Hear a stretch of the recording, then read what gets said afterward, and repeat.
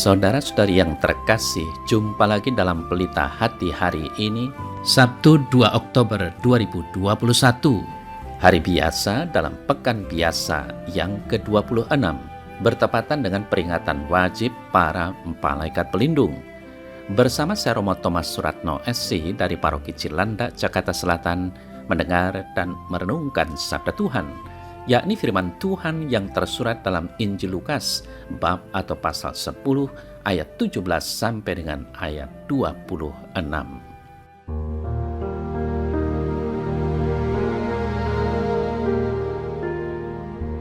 Pada suatu hari, ke-70 murid Yesus kembali dengan gembira dan berkata, "Tuhan, juga setan-setan takluk kepada kami demi nama-Mu."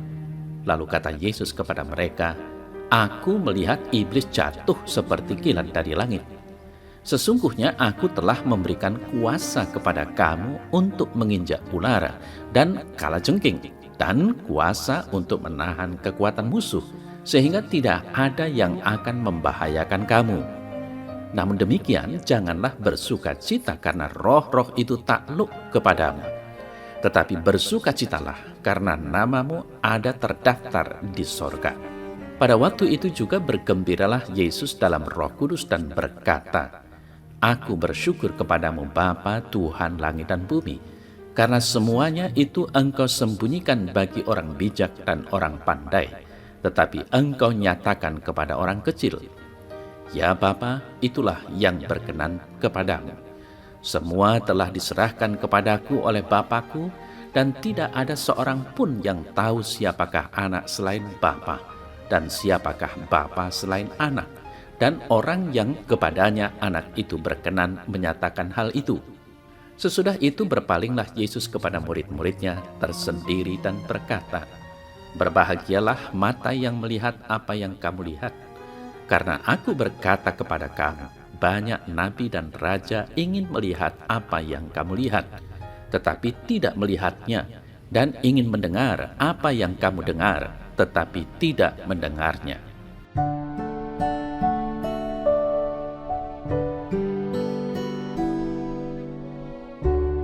Saudara-saudari yang terkasih, ke-70 murid Yesus kembali dengan sukacita.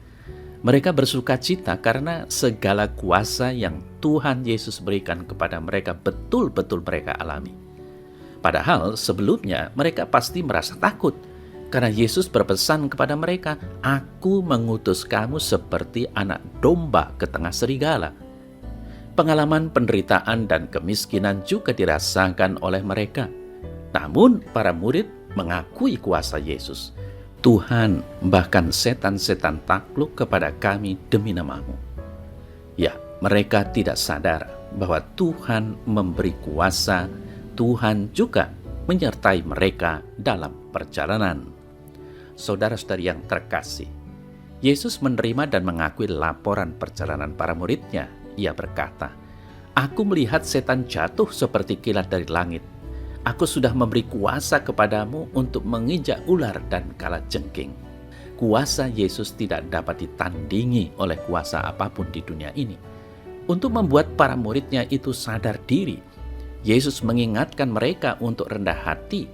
Ia menghimbau mereka untuk tidak bersukacita karena roh-roh itu takluk, tetapi mereka harus bersukacita karena nama mereka terdaftar di sorga. Tugas para murid adalah membawa semua orang kepada Kristus. Upah para murid adalah nama mereka terdaftar di sorga. Saudara-saudari yang terkasih, tugas mewartakan Injil berarti berusaha membuktikan bahwa Injil menjadi kekuatan untuk menyembuhkan orang dari kuasa kejahatan.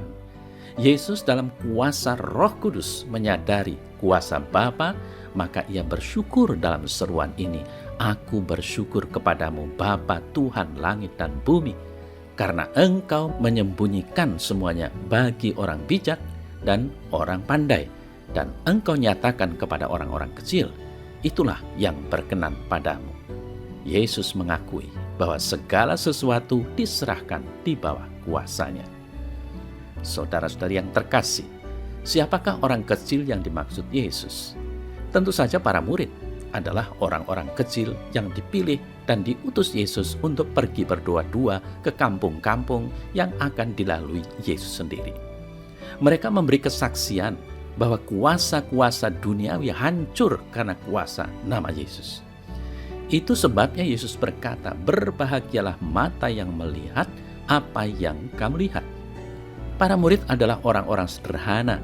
Mereka bukan nabi atau raja, tetapi mereka dapat melihat Yesus. Ini sungguh suatu sukacita yang besar. Saudara-saudari yang terkasih, para murid berhasil karena penyertaan Yesus. Yesus yang menguatkan mereka untuk bersaksi di kampung-kampung.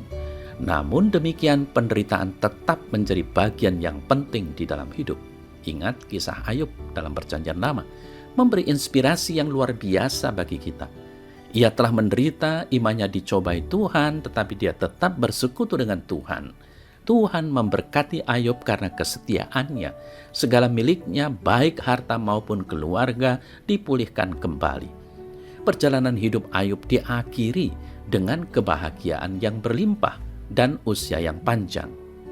Saudara-saudari yang terkasih, hidup Kristiani akan bernilai ketika masing-masing pengikut Kristus boleh mengalami penderitaan, memikul salib kehidupan. Para pengikut Kristus menunjukkan keberanian untuk menyatakan imannya akan Kristus kepada sesama.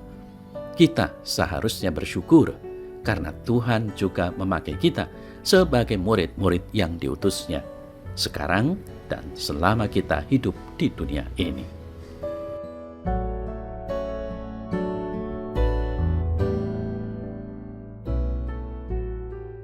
Dalam nama Bapa dan Putra dan Roh Kudus. Amin. Ya Tuhan, semoga aku dapat melihat-Mu dengan mata iman dan memiliki rasa syukur di dalam hidupku senantiasa.